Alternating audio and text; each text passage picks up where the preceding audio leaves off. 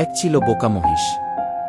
সবাই তাকে বোকা বলে ডাকে, কারণ সে অন্যদের কথা না ভেবে নিজের মতো কাজ করত। জঙ্গলের প্রাণীরা তাকে নিয়ে হাসাহাসি করত। কিন্তু মহিষের মনটা ছিল খুব ভালো। একদিন জঙ্গলে ভয়াবহ খরা পড়ল। নদী শুকিয়ে গেল, প্রাণীদের পানীয় জল ফুরিয়ে গেল। সবাই দিশেহারা। তখন বোকা মহিষ একটা পুরনো শুকনো নদীখাল দেখে সেখানে নিজের শিং আর পা দিয়ে মাটি খুঁড়তে শুরু করল। সবাই তাকে নিয়ে আবার হাসতে লাগল। বোকা, জল আসবে নাকি ওখানে? কিন্তু মহিষ থামল না। দিন রাত পরিশ্রম করে সে গভীরে যেতে লাগল। কয়েকদিন পর মাটির নিচ থেকে জল ফুটতে শুরু করল। ছোট ছোট ফোঁটা ধীরে ধীরে বড় ধারা হয়ে উঠল। প্রাণীরা দৌড়ে এসে খুশিতে পান করতে লাগল।